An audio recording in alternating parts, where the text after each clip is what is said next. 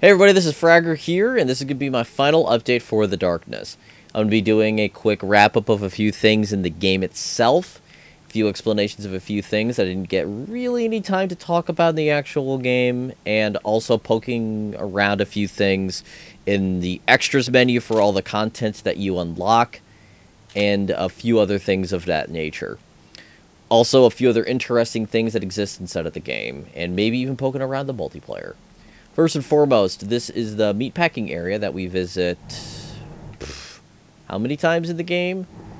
This is the beginning of the 5th chapter, by the way. The last place I could checkpoint and not screw up having all the collectibles. This point in the chapter, we actually can't go in there, and there is a truck blocking the way. One of the first things that I want to do was a question that was brought up in the thread by Glazius about the creeping dark, and I wanted to find a decent area that was dark that I could do things in. Also, this may not be the first time I've tried to do this, so there's a few things I wanted to mention that I've learned from filming this. One, the only gun in the game that seems to have an idle animation is the pistols. The Darkness heads have a whole bunch, which I will also be showing off here in a little bit. But first off, let's see exactly how far the creeping dark can go. As always, the lights on the side of the head dictate how much darkness is left, and the way that the creeping dark functions, which I don't think I ever truly explained, is the fact that you can go anywhere it's already been. It doesn't matter, like, if there should be part of the creeping darkness there. It's almost like the head detaches and slithers around. You can see here, we're actually going a fair amount of distance here in the dark. Oh, it got stuck there. And we're going to be sucked back in here in a second. But as I mentioned in that actual update, the creeping dark can actually go a fair amount of distance as long as there's no light. You pretty much half the amount that you can travel with the creeping dark when there's light there, because you're also losing light at the same time. So let's switch over to a decent color here, the red. And now we're going to see all of the idle animations that the Darkness heads give us.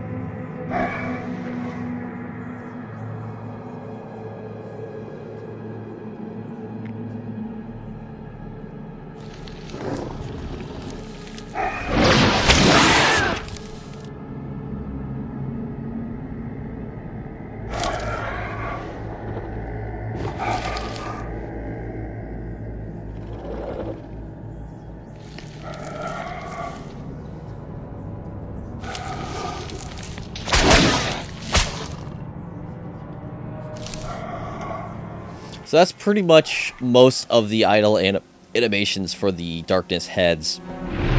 There's a few other small ones that do exist, but they're not as done like that. Also, what is it with the left head that just gets shit on by the right head? That kind of does suck, and that was pointed out quite a bit in the thread as well. In the sequel, we'll actually find out that the left head pretty much does a lot more than the right one does. It's maybe just a balance that needs to happen. So we're now going to jump ahead to the main menu, where we're going to take a look at the extras menu. But before we do that, there's one thing else I needed to mention. In the very first update, I mentioned that there was hand-based executions, so that when you are unequipped, you can, like, break people's necks or whatever. And I got confused with the second game, which has a few that you can actually do with your hands, I believe. I'm going to say I believe this time instead of saying it with certainty. Or I just thought there were, and I completely forgot that there, in fact, was not. So, there's that. So, I'm going to jump ahead to the main menu. So, first and foremost, we have this checkpoints thing I never went over. Checkpoints literally are the beginning of each of the acts that I've mentioned. So, it's, you know, regular, otherworld, real, otherworld, or hell. And then that. So when I had to replay a few parts of this game, you literally have to start at the beginning of each act, which kind of sucks. But it's still better than what exists in the sequel, which is that not at all. Now, the multiplayer. I think I've mentioned a few times that I wasn't going to really play any of the multiplayer because the problem is that even when you have two people with a great connection, the latency is so bad it's almost unplayable. Like, this is straight up almost unplayable. But I will go through this whole thing here quickly through a custom match here. You can see here that you actually have a few different things that you can actually choose from. They're all kind of blah, but you can see here you can play as Darklings or humans, which is kind of neat. So you have a few different kinds of options. It's kind of nice, but it's just unplayable. Maps pretty much derive specifically from actual places in the game. Nothing in there looks to be different. So we're gonna click on death and see if we can create a game here. I'm ready.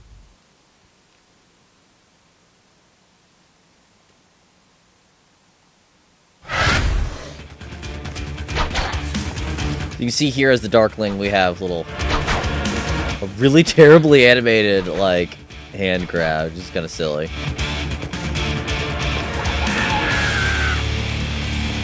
And to jump. This camera is awful. This motion blur makes it incredibly unplayable. And I'll be honest, I've actually not played the multiplayer. I just know that it's fucking unplayable. So this is fucking silly.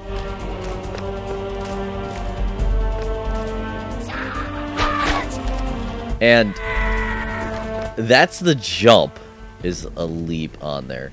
And I do like how the perpetual warm up is still there in the top. So that's kind of enough of that. Let's see if the motion blur is still as atrocious with humans. Let's try war, no, arena.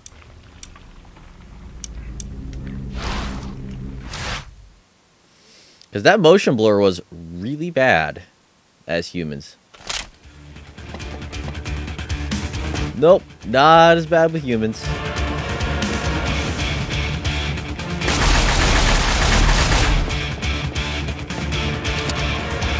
So it's just bringing the guns down, bringing them back up. Makes sense, makes sense. Armor, darkness armor, I imagine.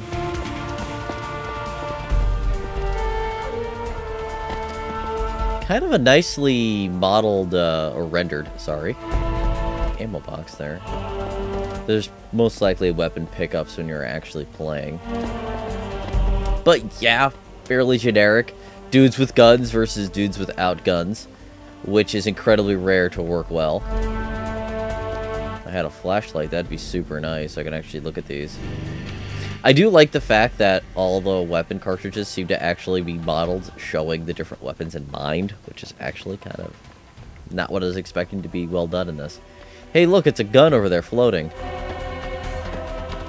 Oh, that we can't pick up. So, that's the Darkness multiplayer. As I said, I would show it off, but there's honestly no point. It's generic. Kind of dumb. You can make the action music kick whenever you want, which is kind of cool.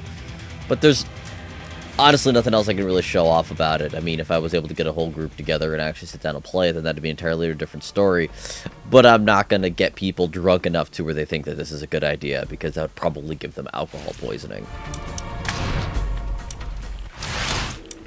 But let's take a look at the extra content instead. See here, there's actually an achievement tracking guide, which is very, very useful. And I feel like that's actually a really cool thing that's actually put in this game when these things really did not exist until much later on in the game. There's the credits, once again. Now we have the 2 videos, but they also include a few comics that exist. You can see here, they're actually kind of neat, and they do chronicle a few certain things that exist inside of the game. And a few things that aren't even with the darkness itself. A lot of comics. A few bits of scripts, excerpts as well. You can see here, they exist here. And a lot of concept and other things. Like this is the GameStop Darkling that we unlocked in the Calling, and this is the European one, which, isn't that nice? And all the concept art, as you can kind of tell here, it looks pretty cool. The one thing that sucks, though, is that you can't cycle through these. You literally have to back out and take a look at each and every single one. Other than that, there's a few pictures that they show of bugs here, which is kind of interesting. But that's pretty much it. But other than that, the last thing I want to show you guys are the two videos that exist. The first one is just a straight up painting that happens, and the second one is a behind the scenes on the graffiti that was made, which is probably one of my favorite things that exists inside this game. So it's been my pleasure to show you guys what this game has to offer, and I can't wait to start doing the Darkness too. See you guys there.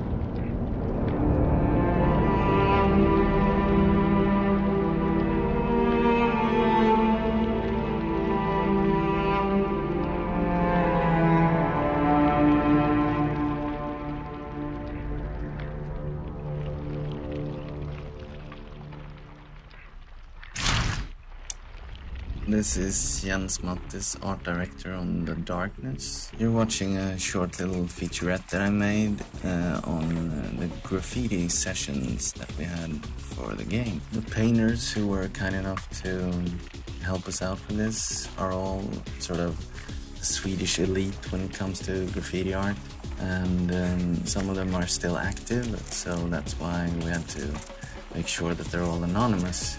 For the game we had 2 graffiti sessions. This is all from the first session.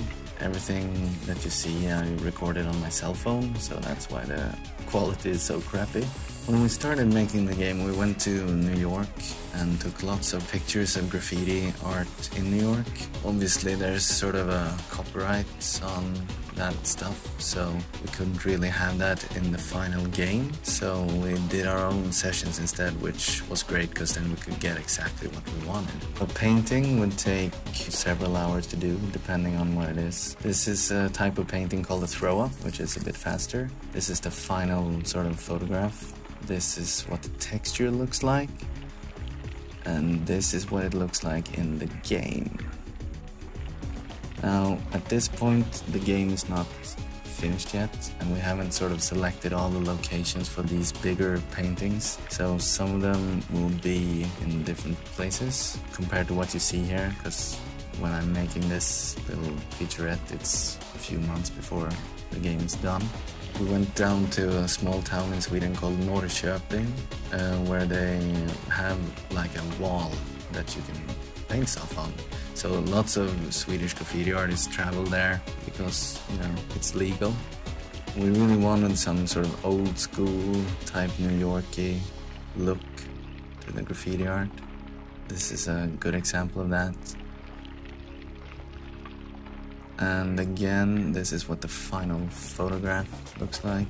This is the texture, and this is what it looks like in the game, although that's probably not where that thing is going to end up, but you know, you get the idea. What we did was get a huge amount of paint, and then we claimed this large piece of the wall, and then we completely covered it in either gray or white to help us separate out textures. The painters completely filled that wall, and we covered it again, and they filled it again. We did that for as long as we had daylight.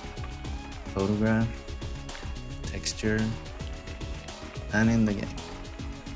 This guy is Björn. He works with us here at Starbreeze. He's not a graffiti artist, so I don't have to cover his face.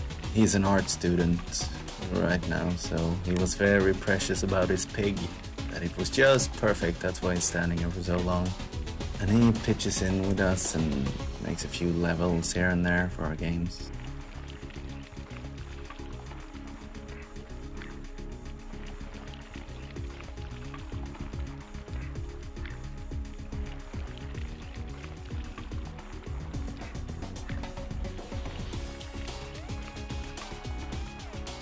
It's hard work, and it takes a toll on the hands after a while.